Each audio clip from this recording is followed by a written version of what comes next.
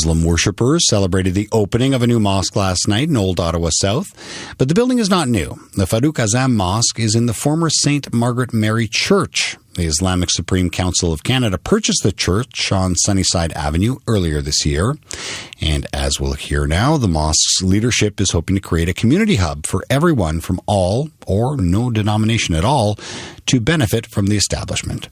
First, though, our visit starts with a surprise discovery that I was just talking about that the mosque's volunteers made when they started converting the church.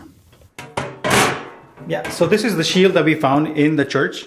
It is inscribed with the 12 names of the people who have donated the stations that are installed in the church. Those stations, of course, talk about the journey of Jesus Christ from being condemned to being crucified.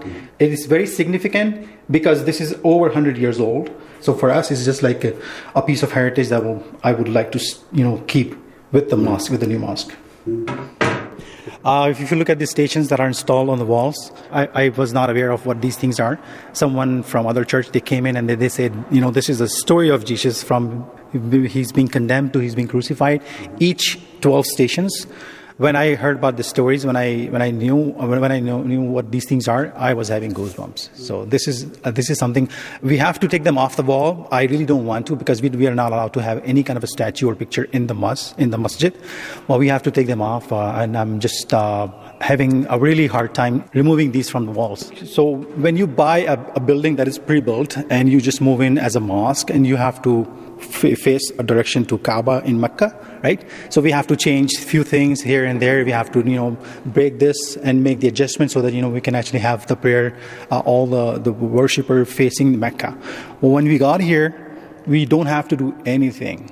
This building was built in the direction of Kaaba in Mecca. So we don't have to do really anything. We just have to install our carpet and start praying in the same direction. So imagine all those people 100 years ago, when they built this place, they had no idea that they're building this in a direction which will be used by us 100 years later.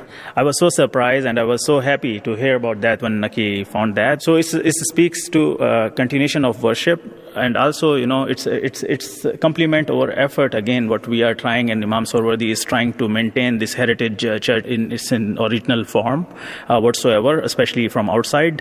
And also, as we are trying to do some small renovation work, so we'll try to make it very limited, whatever is deemed necessary. So another surprise, what we have noticed that while we were working, so we have noticed people, they were knocking at the door. They want to come inside. They want to see what's happening. What is the new owner they want to do with this property? They are so anxious, or they want to know more about us, like what we are going to do with this. They came here. They were seeing the pews, and they want to sit on them, and they had emotional connection. They used to say, we for ages, like before our parents, our ancestors, they used to sit together and have a service. A religious service together, and they have memories connected with that. So really, it was a very special moment for us, and for us, like as our aim to bring, as I was saying before, as our aim to bring the communities together, different cultures together. So we say all are welcome. So this is not only for Muslims, so I should say, and this is a clear message from our team, that everyone is welcome. So please step forward. If you want to come, you're more than welcome to join in for our service, our prayers, even come have coffee with us, and sit together with us, right? So you're more than welcome. And this is based on any religion. Like, we're not saying Muslims. We are saying anybody with any faith or no faith.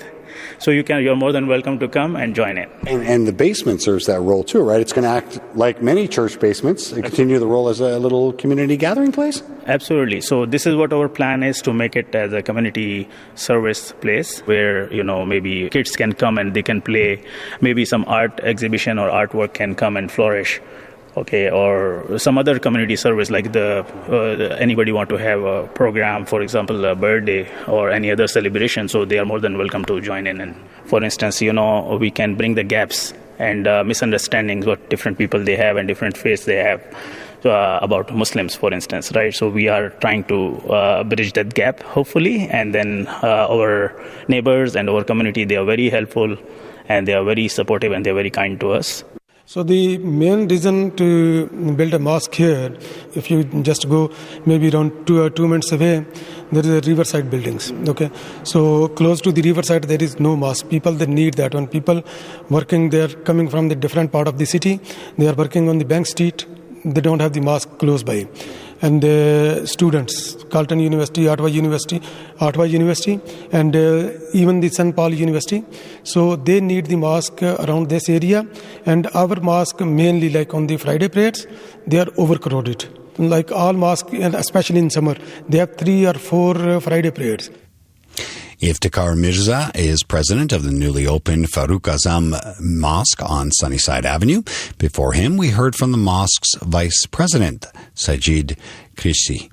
And the gentleman talking about the church's old shield or plaque that he found was mosque volunteer Naki Khan. Last night for Friday prayers was the opening of the mosque. We dropped by and spoke with folks during that opening, and we'll air that piece in about an hour's time.